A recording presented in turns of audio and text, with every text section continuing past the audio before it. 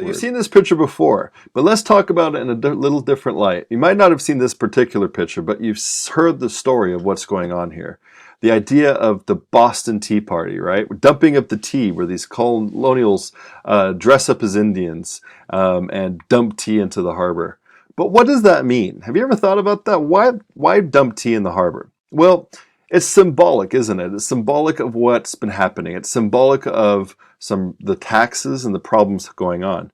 And in the term of our class, it's a long sort of process happening from the beginning of colonial times of those navigation acts. Do you remember the navigation acts where everything had to go to Britain? All the ships had to make sure they were on British ships. All these things, the taxes, the export taxes, the import taxes, everything revolved around England getting their cut. And so the Navigation Acts assured that. Now, after the 7 Years' War, England was in financial ruin. They might have been the victors, but they were in financial catastrophe. And so one way to get themselves out of debt, to fix the problem, was to heavily tax and turn to the colonies, turn to the American colonies.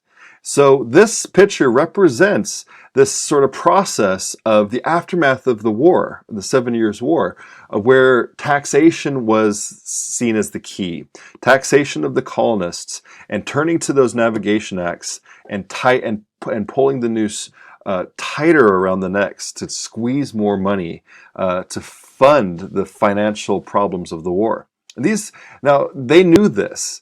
The colonists knew this, and they talk about this. They were the same ones fighting the war. So now they're fighting the war for the English with the promise of this new land, which is denied to them, but also promised of, prosperity, which is being denied to them with such high taxes. So they write about this, and they write about it in a different way. On the eve of the Revolutionary War, they're talking about rights as British citizens, that this is against their rights as British citizens. That tone starts to shift to being the rights of human beings.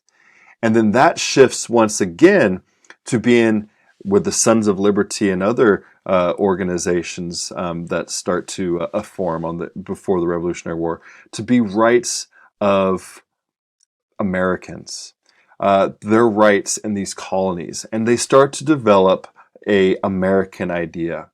This happens very slowly, and in fact, you would even argue doesn't fully take form until 1776 and the Declaration of Independence. Because before that, they're trying to fight and they're trying to free themselves as British subjects. And that's key. If they had big Ford trucks driving around in the colonial times, they would have a big sticker on the back of their truck that would say, "Proud to be British, proud to be English." For most of the time, there's a turning point. The Declaration of Independence, for those who signed it, is a shift away from that sort of bumper sticker to proud to be American, proud to be something new when they do the Declaration of Independence.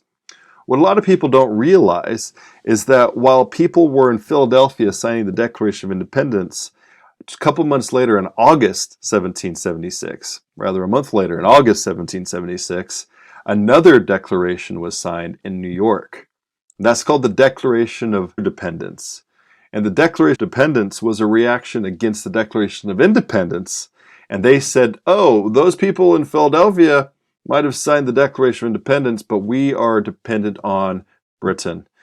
It was a huge thing. But so it shows the shift. It shows the conflict of people who were for all-out war, who were for an all-out break with the British, and creating a whole independence movement. So that wasn't universal. And the readings will talk about that. Our discussion talks about that, of how there were people who were torn, who were behind the battle cry of, no taxation without representation. Yeah, down with that.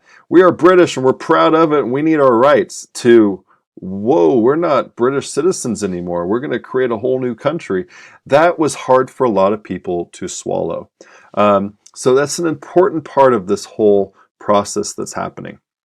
And another key aspect of that dumping of the tea into the harbor is what happens afterwards, is the retaliation. known as the Intolerable Acts. Now, one thing to dump the tea in the harbor, but what happens afterwards is the governor starts to create repercussions for destroying the economy, right? This is the economy that is so dear to the British. So they say that they're going to create these acts until every tea leaf is paid back that was dumped into the harbor. That story is often left out, isn't it? You hear about these Sons of Liberty and these Americans who dumped tea into the harbor and how wonderful that is. But it created a huge problem because they had to pay back every cent somehow. So what they did is they closed all shipping of the Boston harbor until the tea was paid back. So all the ships had to pay exorbitant taxes, and that taxes went back to the tea that was lost. The governor also became appointed by a parliament. Before that, the governor of Massachusetts was appointed by the colonials, subjects, the colonists of Massachusetts. But because of this incident, it became appointed back in England by Parliament. Royal officials accused of crime, if there was royal officials, if there was even soldiers accused of crimes, they would be sent on a ship and tried back in Britain. Quartering Act, military commanders would send their soldiers wherever they liked. They could lodge them in any private home if they thought that they were a nuisance or if they thought they were dissenters. And then the Quebec Act, and this goes back to the Ohio Valley, where was fought by the British colonies in the 7-Year War and the French and Indian War. They lost their privilege to that land. So all that land gained in that disputed territory on the other side of the Appalachian Mountains would be given to Quebec.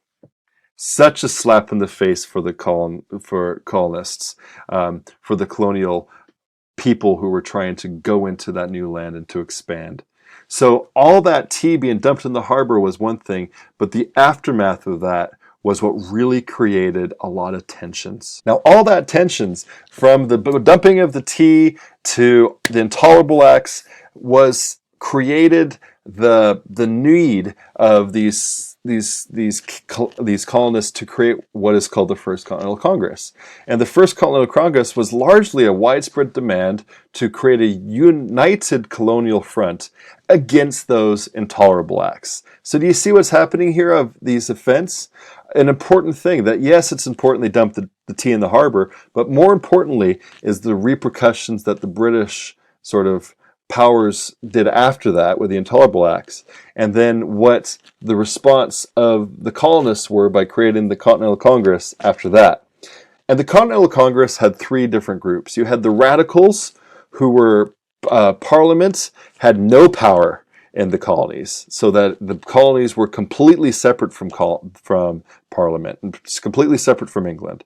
You have the moderates, who American liberties came from British constitutions, came from Parliament and the right to legislate in imperial trade. So that the moderates were American liberties, but were still British, and there's British liberties, British constitutions that we adhere to. And then there's the conservatives that believe that political union between British and America were king appointed. There was a president general and a superior parliament. And that was going to be the new government created. So it wasn't strong that there was going to be a huge break. Early on with the First Continental Congress, our founding fathers, were torn between the radical, moderate, conservative views. How much of a break was going to happen if there was war? How much of a break was going to happen with all-out push for a stop of what's happening? Mainly with the Intolerable Acts. Those Intolerable Acts that I mentioned, those are what they were biggest part to stop. And so they can move westward and have the taxes reduced and all those things. Some said that they need to break completely free. Some say there needs to be a sort of a mixture of understanding that there's independence, but we're still part of Britain, we're the crown. And some believe that it was, kind of business as usual, really. So where they all lied was going to be the debate.